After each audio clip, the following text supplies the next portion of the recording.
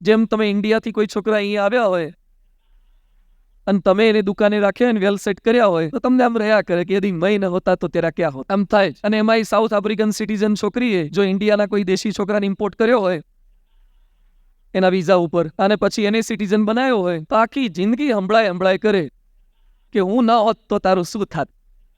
બેસ તારા વગર કઈ ભેંસોના પૂંછડા નહોતા સાંભળતા અમે, પણ એમ રહ્યા કરે કે અમે ન હોત તો તમારું શું થાત.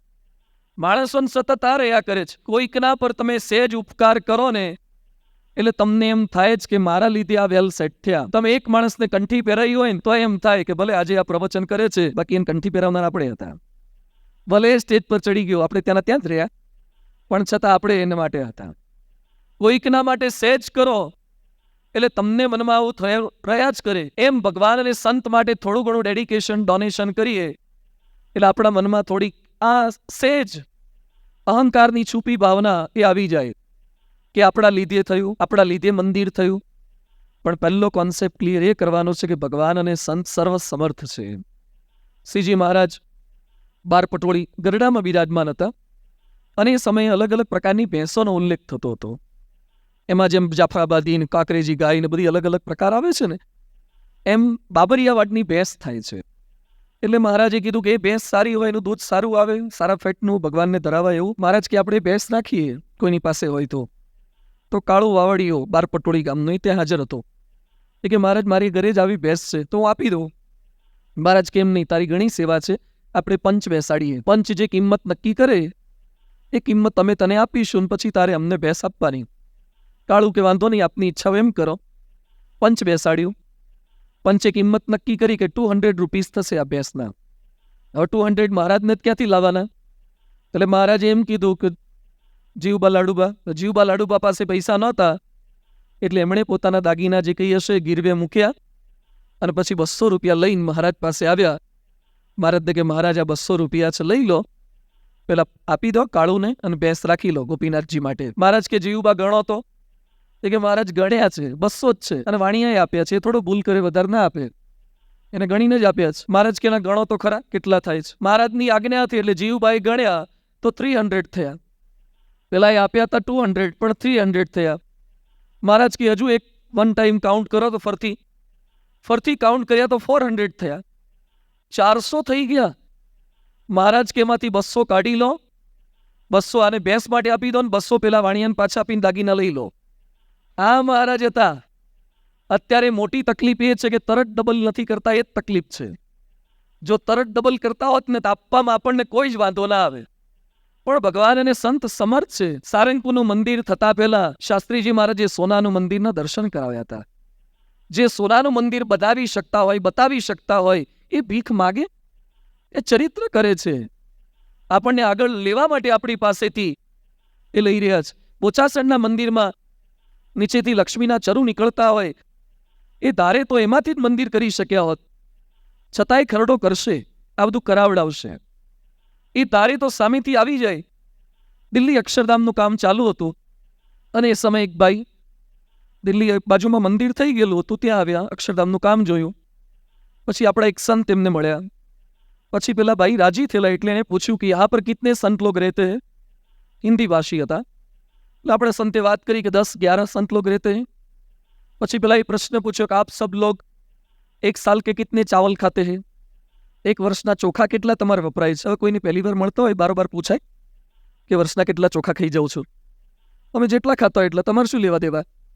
એટલે પેલા સંત કે ऐसा सवाल क्यों पूछ रहे? नहीं बोलिए तो सही स्वामी जी, आपको एक साल के कितने चावल चाहिए? એટલે પેલા બહુ આગ્રહ કર્યો એટલે આપણે સંતે કીધું કે એક સાલ કો હમે ઇતને ચાવલ, રાઈસ આટલા ચોખા વપરાય છે.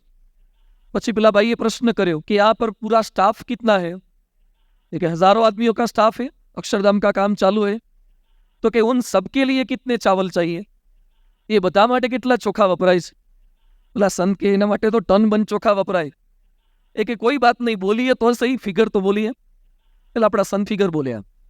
પછી એ શું કે કોઈ બાત નહીં, હમ ભિજવા દેંગે, આઈ વિલ સેન્ડ ઇટ. પછી એ તો જતા રહ્યા.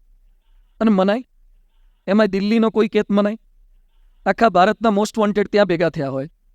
લેવાની જ વાત. મારે દિલ્હી અક્ષરધામમાં રોજ એનાઉન્સમેન્ટ કરવું પડતું હતું કે ખરીદી કરવા જાઓ ત્યારે ધ્યાન રાખો, તમે ટેપ લેવા જશો ને અંદરથી આવીને ખોલશો તો ઈંટ નીકળશે, આવું બધું થતું ચોર બજારમાંથી, આવું બધું કરી નાખે. એની વચ્ચે સાવ ત્રાહિત માણસ પહેલી વાર અક્ષરધામમાં આવ્યો હોય, હજુ અક્ષરધામ તો ઓરિજિનલ તો ઉદ્ઘાટન નથી થયું, એનું કન્સ્ટ્રક્શન વર્ક જોયું, અને એમ કહે છે કે આઈ વિલ સેન્ડ ઇટ. અને થોડાક અઠવાડિયામાં એ શેઠે, એ ભાઈએ 14 ટન ચોખા મોકલાવ્યા, 14 ટન ચોખા. પછી આપણા સંતે આભાર માનતો ફોન કર્યો કે શુક્રિયા, આપને ઇતને સારે ચાવલ ભેજવા દિए. એ સમય પેલા ભાઈ શું કહે છે કે સ્વામીજી આભાર મત માનીએ, ભગવાન से प्रार्थना करे हर साल इतना चावल मैं देता ही रहूं.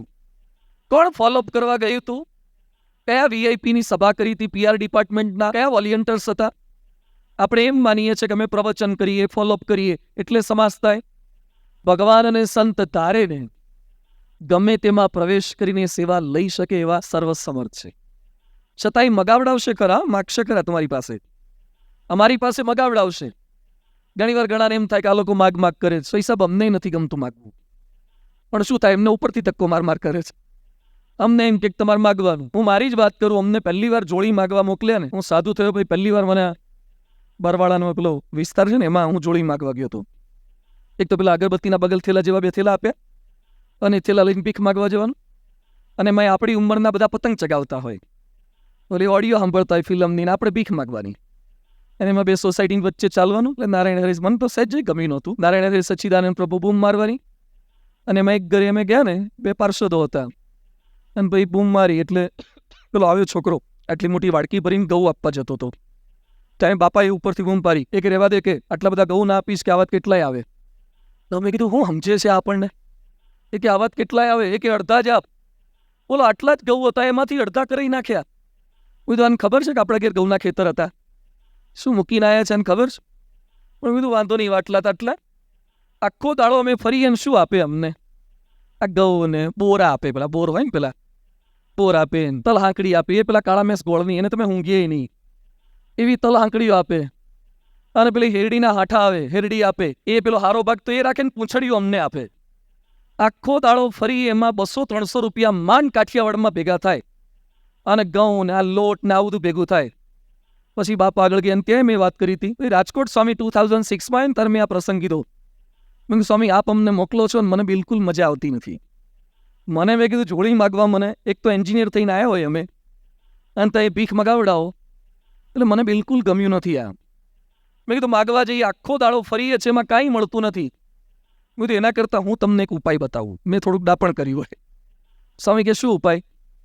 મેં તો આપણી બીએપીએસ આવડી મોટી સંસ્થા થઈ, આ લેવલના આપણા અક્ષરધામ, અને આવું 2-5 રૂપિયા માટે ભીખ માગીએ, સારું ના લાગે.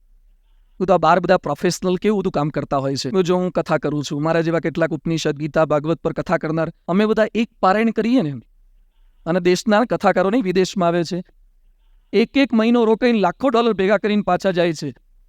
મેં કીધું સ્વામી આ 200-500 રૂપિયા ના પડાય, આપણે ભીખ માગવાની પણ પ્રોફેશનલ લેવલની માગવાની. આમ તો શું 200-500 શું ભેગા કરવાના? આખો દાડો ફરી એને 500-1000 રૂપિયા આપે. એના કરતાં એક પારાયણ હું કરી નાખું, 7 દિવસની ભાગવત કરું, 5-10 લાખ લાઈન મૂકી દઈએ. તો આવી ભીખ મગાય. સ્વામી કે આપણે એ ધંધા નહીં કરવાના. સ્વામી કે મારા ગુરુ શાસ્ત્રી મહારાજ માગતા હતા, એમના ગુરુ એમના શિષ્ય યોગી બાપાએ માગતા હતા, એટલે તારે માગવાની જ. પણ મેં કીધું અપમાન કરે છે, કાઢી મૂકે, કંઈ આપતાય નથી. સ્વામી કે મારું અપમાન કરતા હતા એટલે તારું અપમાન થશે જ. પણ મેં કીધું શું કરવા, લેવા દે વગરનું અપમાન શું કરવાનું? સ્વામી કે મનમાં જે ભરાઈ ગયું છે ને, એન્જિનિયર થઈને આ એ બધું કાઢવા માટે માગવાનું. સ્વામી કે જે મનમાં ભરાઈ ગયું છે ને, એ બધું કાઢવા માટે. અમારી પાસે મગાવડાવીને અમારું માન ટાળશે, તમારી પાસે માગીને તમારો લોભ ટાળશે. આ એની પ્રોસેસ છે. આ ગુણાતીત સંતનો પ્રોજેક્ટ છે, એના માટે અમારી પાસે કરાવડાવે છે. તો પહેલી વસ્તુ મારા તમારા સૌ કોઈના મનમાં ક્લિયર થાય, એ સમર્થ છે છતાં સ્વીકાર કરે છે. સેકન્ડ થિંગ, ભગવાન અને સંત જે લે છે એનું અનંત ગણું કરીને આપે છે. યોગી બાપા જે કહેતા કે આ લેના બેંક નથી પરંતુ દેના બેંક છે, એ આપવા માટે જ લે છે. આપણે એમ લાગે કે શું કરવા લેતા હશે, ક્યારે આપતા હશે, પણ એવા કેટલાય પ્રસંગો છે કે અનંત ગણું કરીને એમણે આપ્યું છે. કૃષ્ણ અને સુદામાનો બહુ જાણીતો પ્રસંગ છે. બહુ ખાસ મિત્રો, બંને સાથે એક જ યુનિવર્સિટીમાં ભણેલા, એક સરખું જ ક્વોલિફિકેશન, છતાં કૃષ્ણ દ્વારિકાધીશ થયા અને પેલો બિચારો ભિખારી થયો. સેમ ક્વોલિફિકેશન હતું છતાં પણ. કૃષ્ણ તો સુખી